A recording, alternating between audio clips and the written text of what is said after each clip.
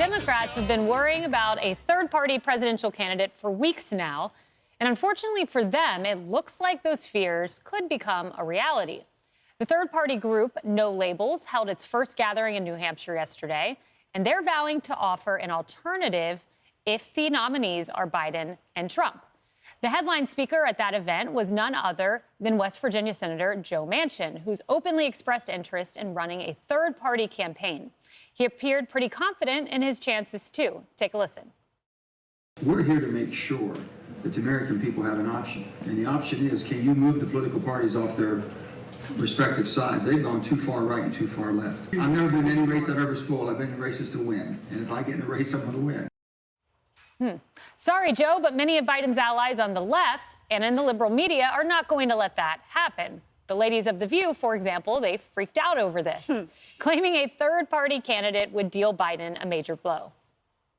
The two-party system is so deeply entrenched that just this no-labels third-party group getting in is only going to serve as a spoiler to one side. Yeah. I tend to think that it ends up being a spoiler against Biden in favor of Trump. What I worry is that in the effort towards centrism, it's actually going to boost extremism. I think this is the stupidest thing ever. And so if you, John Huntsman or Joe Lieberman, I love you, Joe Lieberman, but you've got to stop this, Joe. Joe, this is insane. This will hurt, I think, President Biden. When you look at the election in 2020, arguably, as much as Donald Trump, or as much as President Biden won, Donald Trump lost. There was a loss involved. There were a lot of people coming out to vote against Donald Trump rather than for President Biden. So I do think they'll be peeling away voters that will directly hurt President Biden if this was to go forward.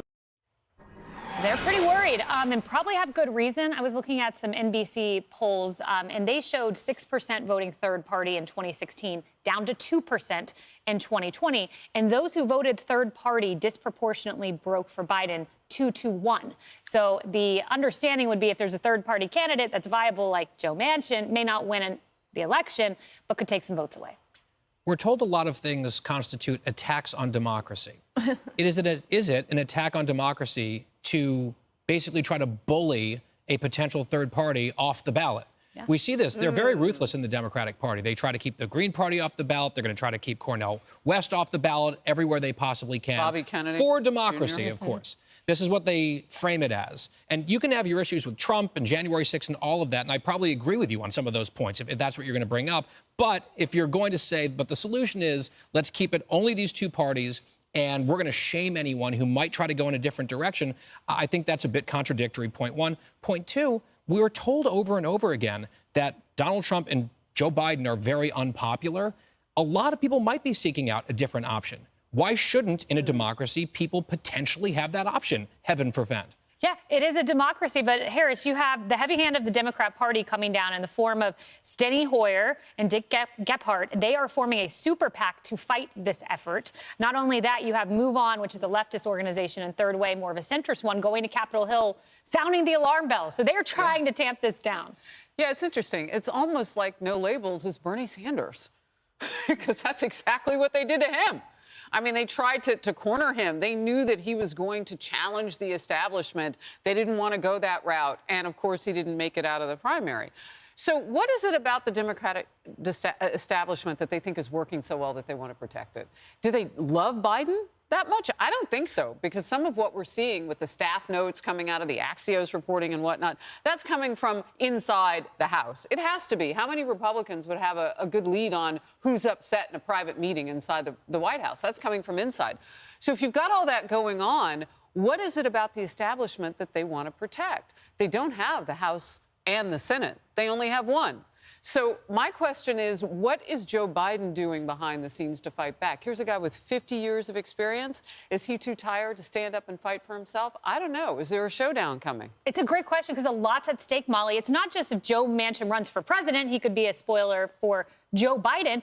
He would be leaving his Senate seat behind, and Republicans just need one Senate seat to change the majority. Well, the whole reason why Joe Manchin is involved in this is because he knows he won't win election in West Virginia. True. Again, he's a Democrat senator in a very red state. He's been kind of pulling the wool over everybody's eyes on whether he actually votes with Democrats or not. He does, like 98% of the time. So he likes to pretend to be more of a centrist than he is. But the reason why there were so many fewer people voting third party in 2020 was because Democrats actually did lawfare to keep the Green Party and other viable third parties off the ballot, particularly in Wisconsin and Pennsylvania, where they actually get tens of thousands of votes. I'm so glad people are pointing out that this rhetoric about being such fans of democracy when they're actually trying to limit people's options. But third parties will be a key player, I think, in 2024.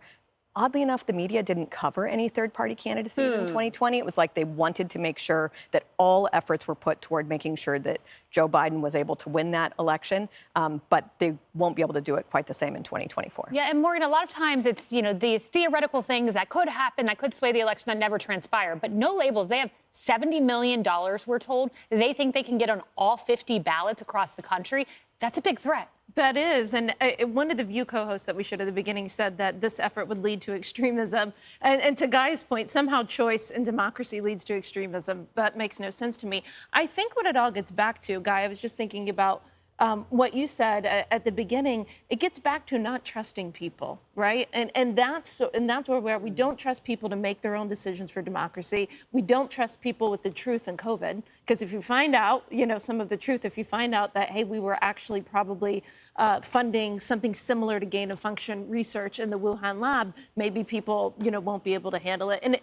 And that's the sort of, I think, the mantra of the far left, is that people are not smart enough and can't be trusted to make their own decisions. So if they have too many choices on a ballot, then obviously, clearly, they're going to vote for President Trump, and wouldn't that be terrible? Right, and No Labels, they say, we'll only do this if Trump and Biden are the nominee. We'll only do it if we think we can win, and we'll let you know by Super Tuesday. So we will keep you updated. Hey everyone, I'm Emily Campagno. Catch me and my co-hosts Harris Faulkner and Kayleigh McEnany on Outnumbered every weekday at 12 p.m. Eastern, or set your DVR. Also, don't forget to subscribe to the Fox News YouTube page for daily highlights.